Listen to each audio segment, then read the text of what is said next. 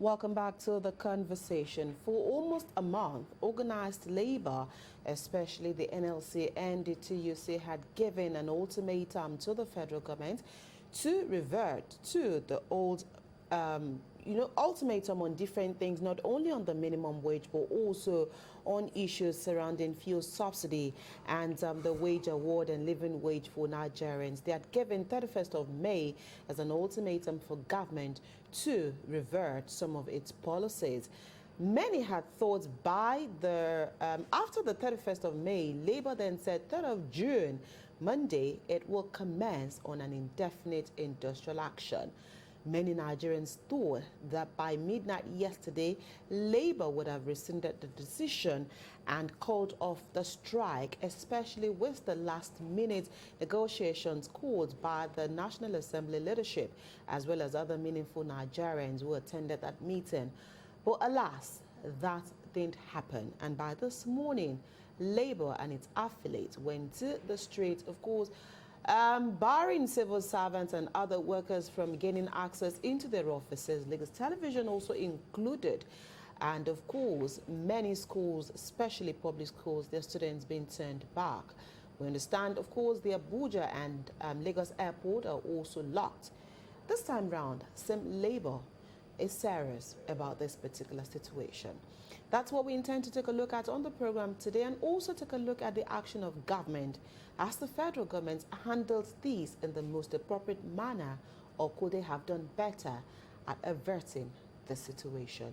We do have a guest joining us in the studio this morning. He's an HR expert as well as a business development strategist. Thank you for joining us, Leke Ogundimo, on the program today. Thank you very much. Top of the morning. My pleasure. How tough was it getting here?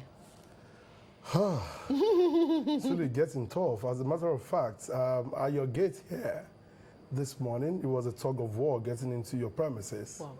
And that tells you how serious the NLC are this time around. You would recall the last time I was on this program, we had this discussion, a situation where Labour planned a 3-day strike, and they effected just a day or two, and the other one was annulled. However, people thought they weren't serious, or they did not know what they were doing. But of course, I mentioned that day that it is just a way of telling the government that, look, we are not being instigated by anybody. We know where we are heading. We know what we're doing, and we know what our expectations are. What we are seeking from you is a constructive engagement that will be concerted, that will bring about concerted efforts from both ends, and a situation where both parties can do something reasonable, something that could be considered as an effort that is midway, fine for both parties. Yeah, that's what I see. Okay, the federal government set up a tripartite committee headed by the Vice President, Kashim Shettima, on the 30th of January, 2024. We're in June now, and from January till May, the federal government was not able to achieve anything concrete with the labor leaders. Initially they offered 48,000 naira, from 48 to 53, 57, and now they are insisting on 60. The federal government is equally playing an emotional sentiment of saying that, oh, the economy is going to be in bad shape if you go ahead with a strike. Labour actually gave ample notice and time, and they gave some consideration before now. Did you think the federal government is playing some kind of game, thinking, oh, Labour will back out at the end of the day? Okay, basically this is my view about it all. The federal government might have that at the back of their mind, given the fact that in the past, Labour has played like a feeble-minded organization. They played like they are easygoing, and they do not want to obstruct anything that pertains to generation of revenue for the federal government. Of course, but it appears as though the federal government isn't taking them serious. Like you rightly said, they gave an ample time, which is enough for any reasonable person, committee, to come up with something meaningful and agree upon a term that will be considered averagely okay for parties involved. But obviously, they are not willing to come to that terms, and that's about the reason we are where we are today. It is really unfortunate. Right. So, just like you rightly put it, a lot of people, a lot of Nigerians have thought that Labour will probably have backed down before this morning. But let's also backtrack a little bit. Only last night we understood that the leadership of the National Assembly, as well as a couple of other Nigerians, met with Labour leaders in Abuja, just finding a way to see if that mediation could stop Labour from embarking on that strike today. For you as an individual, and when you look at mediation and HR issues, would you say that that meeting or that intervention was left too late to have mediated or intervened by the leadership of the National Assembly? Yes, that mediation and intervention was not coming at the right time. And from the word go, it has lost its efficacy. Why? Because there were plans in place already. They gave them ample time, which they didn't work with. Rather than work with the things that are considered germane in the country at the moment, we are looking at the issue of national anthem that are not adding little or any value to the country. It's really unfortunate how we handle the lives and the people that are working to generate revenue for the country. The people that are making things happen, we just neglect them and act as though they mean nothing to us. Right, it's really unfortunate. Okay. I think Adebimpe has a... Yes, this morning on my way to work, someone called me and said, look, Bimpe, what Labour is asking for is a bit unrealistic because she is in the private sector. She too has to pay. She's an entrepreneur who has to pay workers. I want to find out from you as an HR expert, do you think Labour is asking for too much by insisting on the 400 plus minimum wage? Yes. Even though they broke it down. Yes, yes. I would speak specifically on the word too much. Okay. Given the fact that it is not only the federal government that is involved in this, we, as employers of labor in the private sector, are equally having to do with this. Okay. And the question is this, as an organization, what's our total income for our entire year? Okay. How many staff do I need to start up a business with? Let's look at an entrepreneur, for instance, that is just coming up. You need about 4 or 5 staff. And labor is increasing at the moment. They are insisting, rather, at the moment that we increase the minimum wage to 400,000. Even if the federal government could afford to pay this, how many organizations will be able to pay this? I listened to the conversation with the DG NECA. That was about yesterday morning or thereabout. Was it Saturday or sometimes ago? Not too long ago. And he said, look, if you insist on 400,000, the word too much would reflect. You said, do I think they are requesting for too much? Yes, the word too much could beam a light. How? Because how many states in Nigeria could afford to pay 400,000? How many are even paying It simply means that, 30,000? God bless you, it simply means that an average driver would earn 400,000 minimum. A cleaner would earn 400,000 minimum. Your And security all other persons that are at the bottom of the cadre would have to start earning 400,000. Can we actually meet up with this? Okay, but when you look at the body language of the federal government, Labour did say at several meetings that, okay, the 60,000 naira that you're offering, break it down in such a way that, okay, it will reflect the standard of living of an average family. The federal government was not able to do that. Then when you look at the quality of life that our so-called leaders are living, is a sharp contrast to what the people are going through. Sure. So what do you think will be ideal if 400,000 naira is too much? Is it the 60,000 naira that the federal government is offering? Thank you. That's a brilliant one. All right. The 60,000 that the federal government is offering is nothing to write home about. As a matter of fact, if you ask me, as an HR expert, right, there's what we call verbal and non-verbal communication. So if you ask me, they are making a non-verbal communication to the Labour Congress that, look, whatever it is that you are saying to us, we are not interested. It's a non-verbal communication offering 60,000 as against the 400,000 requested by the Labour Congress. However, that's why I said there is a need for both parties to create, initiate, and orchestrate a situation where they could have a constructive, meaningful, right, discussion, engagement, and come up with something more tangible. Let's say from 200,000, you are bargaining. That's about 50%, all right? So if you say 200,000, it means that an average person knows that you're living on 200,000. From your salary on monthly basis, you can afford a bag of rice.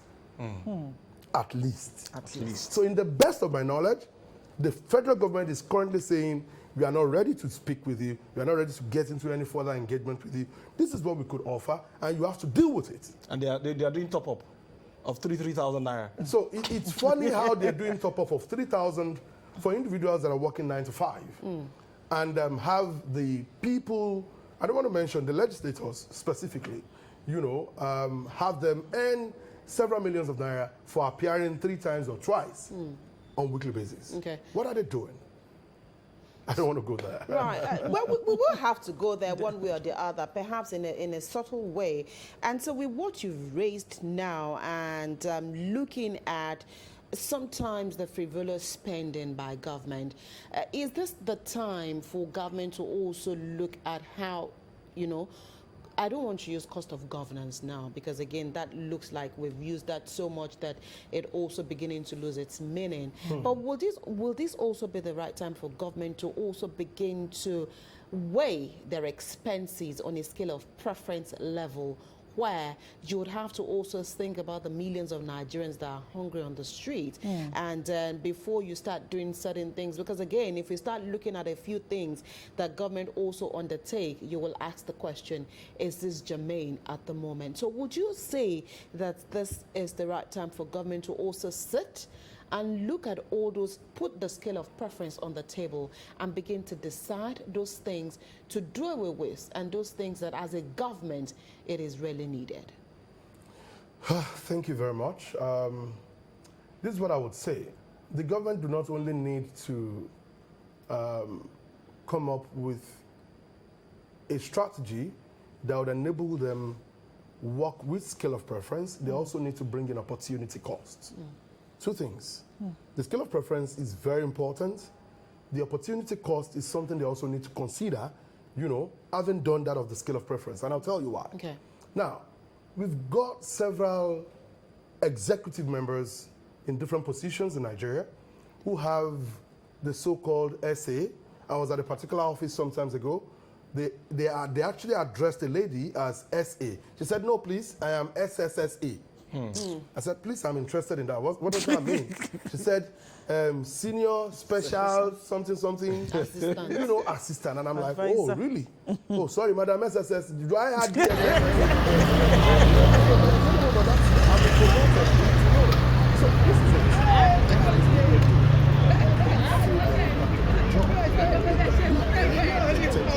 to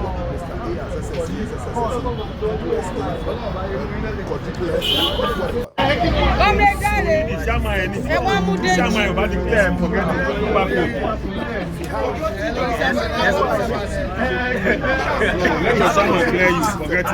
SSC, several people, you know, assisting him on different matters, on different phases, and different issues. Right. However, we are talking about the issue of national anthem in a country where people cannot afford to eat twice a day. People say it used to be 3 square meal, and then somebody came and corrected it that you can't have 3 and talk about square. Right? Yes. A triangle. So 3 triangle meal. Thank you. So they've lost one of the angles now. It's just a 3 straight meal. Now, from the 3 straight meal, you've lost one of the angles. You now have 1, 2. The 2 meals that are expected to be taken are no longer available. And we are considering national anthem. The first question is this: what value would the national anthem have to us? Just like the SSA or the SS or the SAs are not adding any single value to the executives. Now, you're talking about the national anthem, it won't come without a certain amount prefixed to it before the initiation of the national anthem.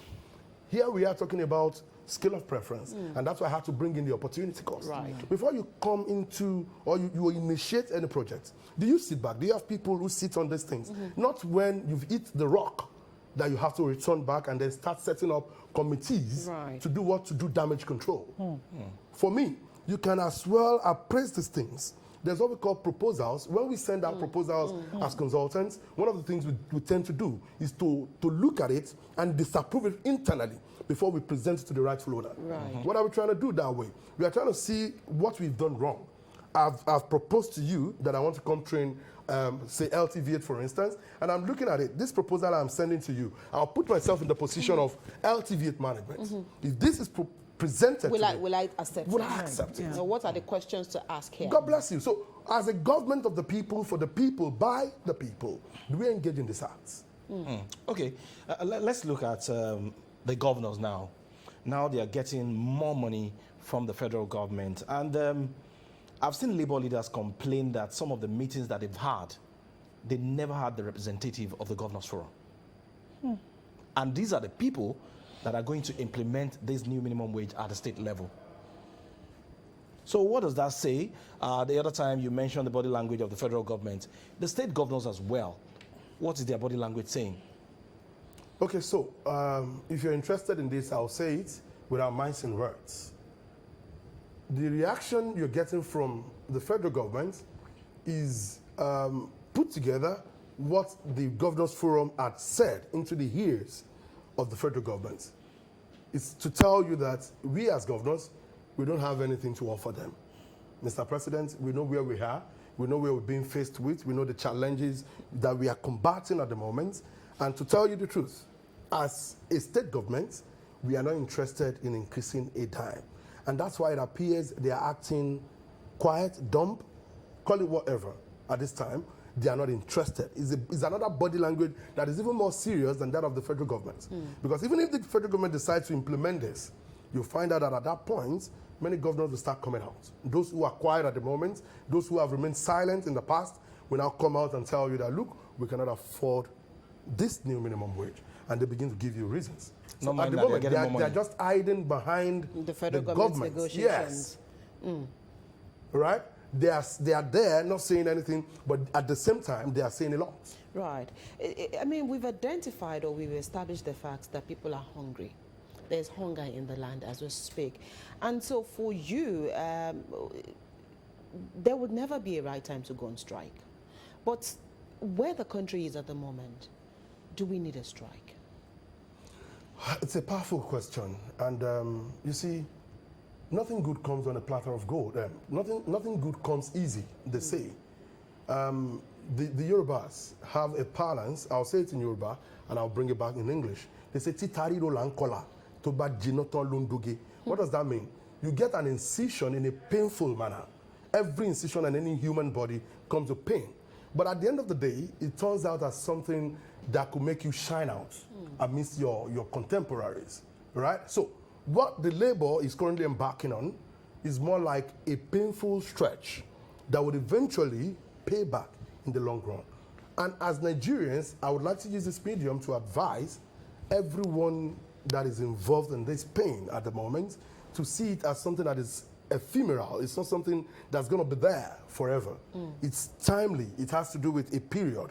And after this time, you can say it's a dark moment. You are going through a tunnel. But of course, you can be sure that there's light at the end of that tunnel. If we all come together and speak in one voice. Let me quickly hold your thoughts on that. We need to take a very short break, and when we return, the conversation continues. Many thanks for staying tuned. It's still the conversation here on Lagos Television. And of course, we still have Mr. Leke Ogundimo in the studio today. And we are taking a look at the ongoing, or should we say day one, of the ongoing nationwide strike declared by organized labor. At the beginning of the program, we did tell you that so many places are also currently joining the strike. Abuja Airport as well as the Lagos Airport are shut. And of course, Secretariat, Federal and State Secretariat are also being shut. Labor leaders are also going about to ensure that there is strict compliance on this particular situation. We did tell you also that our gate here at LTV is also not left out of the situation. So we still have Mr. Ogundimo in the studio this morning. Ajibola, you're going to ask a question. Okay. Leke, you said that for Labour to achieve or to get to the dreamland, they have to go through this painful path. Okay, now the strike is on, and of course, people are already complaining, especially those on the part of government, that, oh, labor is not sensitive, this is not the right time to go on strike. What do you think labor can at least do to at least minimize the impact of this strike? And then what do you think should be the meeting point between the federal government and labor now? Okay, thank you. I'd like to give the leadership of the organized labor kudos. They have never been disorganized. Even though they are called organized labor union, right? They have never been disorganized. I drove down here this morning and I could tell how much of this strike I felt. Right from the bus stop, the very first bus stop, till you get here, where I had everything locked down, shut down. People were standing there. They didn't allow them in. So I think they are taking a step in the right direction as we speak now. But at the same time, I'd like to beg them or plead with them that they temper justice with mercy.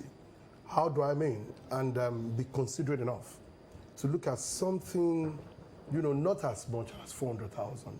Okay. A 150K, a 200K could be considered, right? Now that they are disorganized and they appear disorganized, acting organized, and of course implementing that strike in an organized manner, I give all of this to them. They are passing a strict message to the government. They are passing a direct message to the government. They are passing a message with deep thoughts to those who had kept quiet prior to this time, right? They are passing a message to them. And this tells them that, look, if we fail to attend to their needs, we are going to lose more than we ought to have given. All right. I don't know if that makes any sense to us. It does. If all parastatals, the airport, all that generates, you know, revenue for the government is shut down for 5 days, it's more than enough, more than sufficient to pay what the labor is currently requesting for. Okay. We are in this together. If we put metrics in place, you'll discover that the government is going to lose way more than they're trying to protect. So wisdom calls at this point. Wisdom calls. But so labor is also saying here that we demand a living wage. More money in the hands of workers will boost the economy because it goes to the market. And so here, can we also quickly, because a lot of people also do not understand what a minimum wage is and a living wage is. And so now labor is saying, in fact, we're even asking for a living wage, which was what Mr. President also promised when he took over as President of the Federal Republic of Nigeria. So when we say living wage, what exactly are we talking about? Okay, I'll start with the minimum wage. Minimum wage is what is expected to be earned by the lowest person in the cadre of any organization within the private and the public sector. When you say a living wage, it's something that you feel could be sufficient enough to earn you a living as a worker. We are not slaves. Let's get this right. That you're working with the federal government does not make you a slave. So you ply the same market the wife of a senator who has no business in the Senate plies. They have no business in the Senate, yet when they are moving to the market, they move with policemen, they move with all the honor, right, that they ordinarily should not deserve. They move there with all the cash that is needed and that is not needed. Now, what has an average worker, a laborer in Nigeria done that does not make them deserve that? So when they say we want a living wage, and that's why they demanded that they also give tabulations to whatever they are giving to them. Right, so give us this breakdown. We are going to look at it and we'll say, okay, if this is fine, it's fine for us. And if it is fine, both parties would know if it is actually fine. If it is not acceptable, and that's why the federal government is so reluctant, because to give the breakdown. It's not possible. It's not possible. How would they do it? Now, let's take this for instance. I'm aware that there are people working in Alausa Secretariat and they reside in Badagry till date. So take away the fact that there are staff bus or buses that takes them to fro. What if there is a breakdown and for one reason they are unable to fix that for them in a period of 1 week? It means that they would have spent the entire salary that is being expected in just 1 week on the transport fare. Okay. If the federal government is not willing to pay 400K, what should the federal government offer as a kind of palliative to cushion the gap between the 400K? This is simple. This is as simple as anything. I have a mug before me. It's meant for tea, coffee, and the rest of it. right? You are here to ask me how much am I willing to sell my mug. I said a 10,000 naira, and you are offering me, say, a 65 naira. Or a 160 naira, from 10,000 to 160. Are you making any sense to me? Costy would demand that if I call something, if I target 10,000, you want to start with, say, 4,000, 3,000, 5,000 on the average. Okay. Then negotiation begins. But when you're talking about 160 naira, I might as well decide not to even respond to you. Because that way it seems that you're not even serious about, Of course, about it. that's the So meaning. what else should the federal government put in place? Okay, So- I'm offering you 200,000 naira, but I'll provide free buses, In the free gamut of housing. a consultant and a HR expert, right? I'd like to say this to the federal government. Let us imbibe in what we call corporate governance. It's high time we move towards corporate governance in Nigeria. We've tried all the rubbish we are doing in the past until date. It's not offering us anything meaningful, right? So at the moment, let us imbibe in corporate governance and govern as though we have an expectation to make profits. So part of what when this negotiation started, or when the fuel subsidy was removed, the federal government started with the wage award and promised to pay that for 6 months.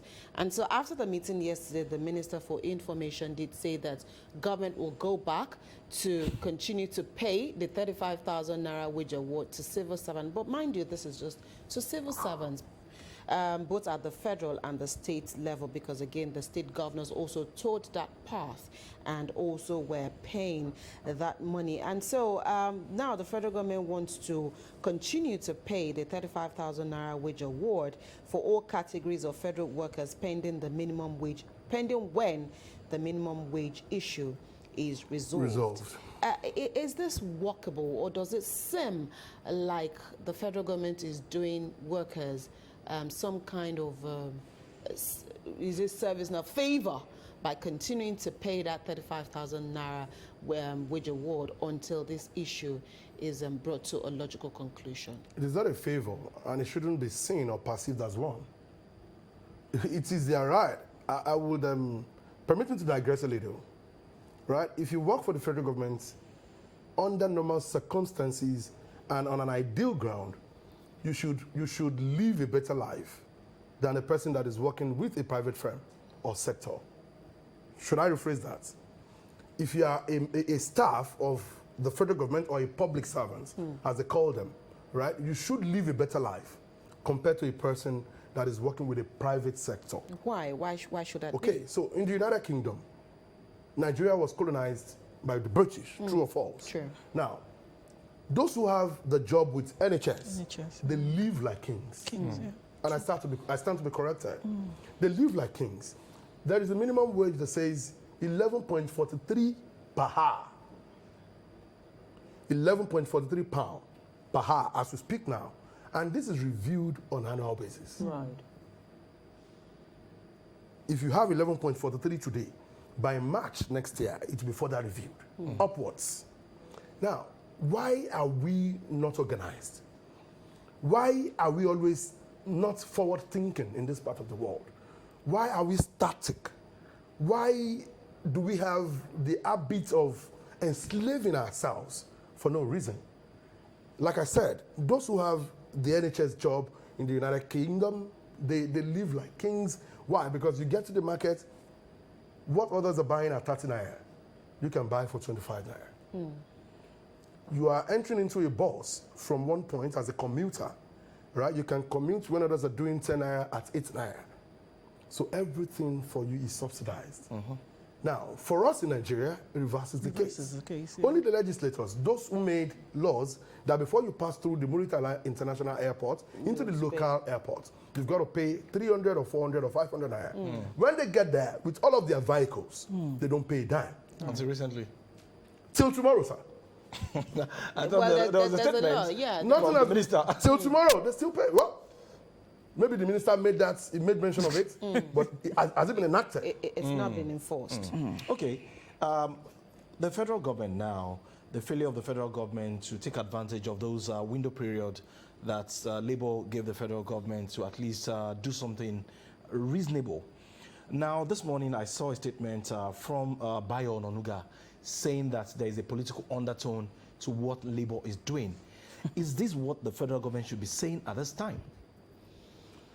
Okay, for whoever it is that has made that statement, Bayo Ononuga. his responsibility is to simply defend the federal government. All right.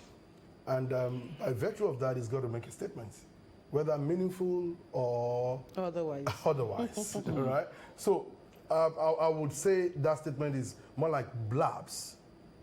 It's not holding water at all. Because the last time I was on this program, I made mention of the fact that the labor is coming straight and open to everyone.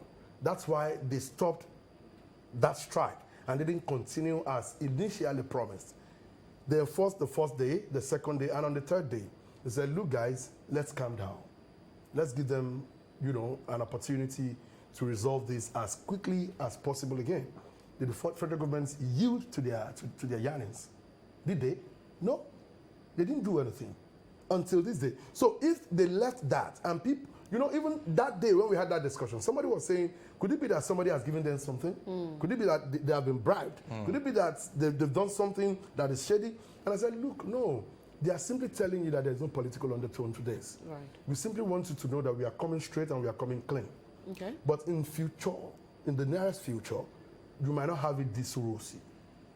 And that's what we are feeling at the moment. So for me, I would expect that a government that is proactive would have done something to forestall futuristic occurrence or recurrence of that strike that happened back then. But here we are now. Right. But so as at about 2 a.m. today, power was taken. And as at this morning, we heard that TCN had also joined the strike. And so there's probably blackout across the country as we speak. And so, again, it shows the seriousness to which this particular strike is being taken. We've also talked about in months past where Nigerians also, for some reason, lost trust in Labour. And as we speak, they're still not sure where this particular strike will take us. So on the part of Labour, what are some of the things that you are looking out for, during this strike? And if they are going to bend, what should they put on the table? Okay. As it is at the moment, we can't really tell the position of their negotiations, right? Aside from the last we heard of the meeting they held with the Senate President and the rest of them, which for me hasn't really added any value, right? But I could say this to them: Labour currently acting as more organized than ever. Kudos to you. Those who never had confidence in them prior to this time can't be blamed either. You know why?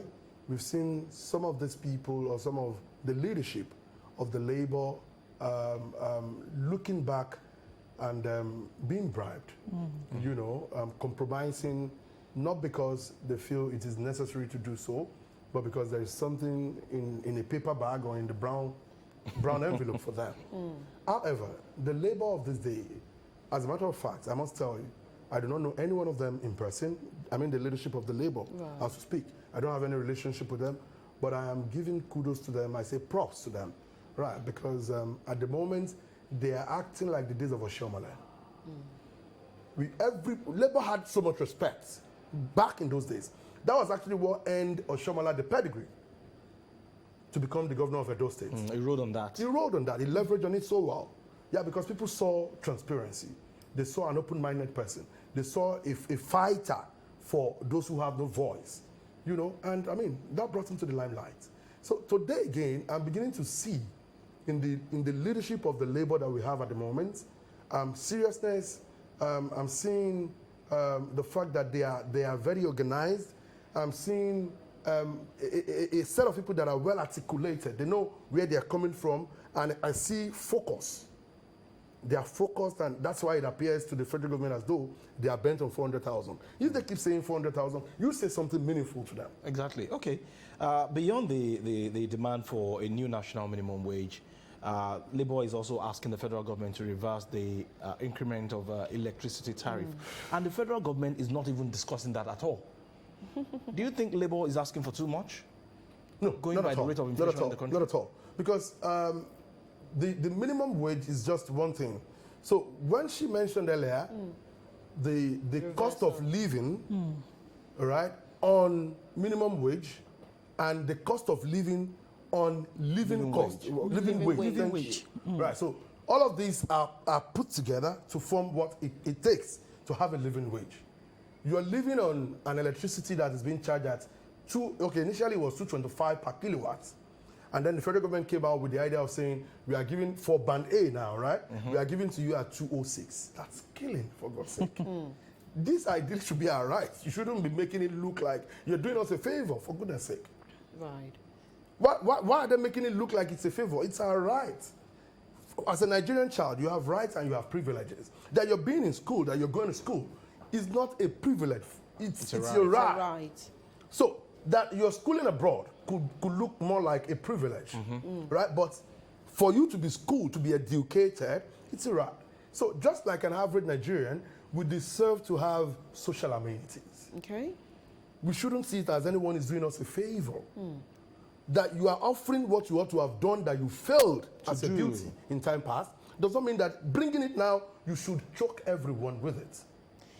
Okay, I want to take this quote again coming from the Minister for Information, and he did say that in as much as the federal government wants to improve the welfare and well-being of her 1.2 million workers, it is also very mindful of the welfare and well-being of the remaining 200 million people. So where does this put the federal government in interfacing with not only its workers, but also the generality of Nigerians? You see, when I hear statements like this, it tells me that politics will remain politics. Because there are so many things we've done in time past without considering the other 200 million Nigerians. Now, it's time to pay minimum wage and we're bringing it into fall. I don't want to use the word, that statement is scam-like. Right? We are trying to buy emotions. You should talk about what's on ground at the moment, and then we can come back to the other 200 million later. Okay. Satisfy this once. There's going to be a ripple effect. If in any way you accept what's on ground, even if not that 400,000, if you do something to increase the standard of living of an average labor in Nigeria, it's going to ripple on every other parts and other people, either directly or indirectly, just like taxes are paid directly or indirectly. So it's going to affect every other person, and it will bring peace. Okay, according to Labour, this strike is going to be indefinite. And if things should continue this way for days, and the federal government is not willing to shift ground, as well as Labour, where would this land the country? It will land us in shambles. Why did you do that? It will land us in shallow waters. Right? It will land us, it could even land us into the things we never expected, which could include the likes of, what was that thing called? Emergency situations, because hospitals are also joining. Yes, emergency situations and state of emergency, as a matter of fact.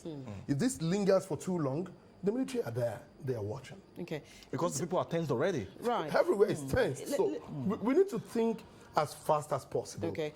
So part of the thinking as fast as possible, late last night, after that meeting, Labour did say that we don't have the right to call off the industrial action approved by our organs. Thus, the action will continue while we'll have a meeting with our organs to relate to them your proposals, talking about, what government put on the table yesterday and what Labour also took away from that meeting. So by that language, do you see Labour also shutting their swords and wanting to give government another level playing field, or creating another opportunity for government to rescind its decision and find better or meaningful negotiations, and wanting to either call the strike off as earlier than scheduled, or just allow government to again with the mediation that held last night? So do you see Labour shifting grounds? No, please. Considering the current economic quagmire and what we see the government doing at the moment, the labor needs to heighten the propensity, the level of alacrity at which the government would attend to this now. Because they've done well in time past, saying, look, we are forewarning you. We are forewarning you. I just hope that an average Nigerian will not run on the street and start begging that they want to go back to work. I was going to say that because I've been going through this that's my platform fear at the X, moment. and some are already saying, oh, you want us to stay at home, there's no light. How long are we going to do There's no this? fuel, fortunately. There's no It's fuel. unfortunate. There's And no fuel. Nigerians get tired. That's where we're easily. going They to get end tired, from. yeah. Okay. As soon as they begin to hear such comments, right, it will douse the tension. It will douse even the willingness, the zeal in them. It will water it. And when that happens, you find that one way or the other, because they've got wives, they've got relatives, they begin to hear these words and they pass these comments on to them. There's so many people who ache a living daily. So there's so many. If you look at the percentage of those who draw salary, it is not up to those who actually make daily living. Yes, true. So Very it's true. also possible that this also could be tiring as fast as possible. You see, I would advise all Nigerians to please bear with labor at this time. I've been here speaking for the government in time past. You can bear witness to that.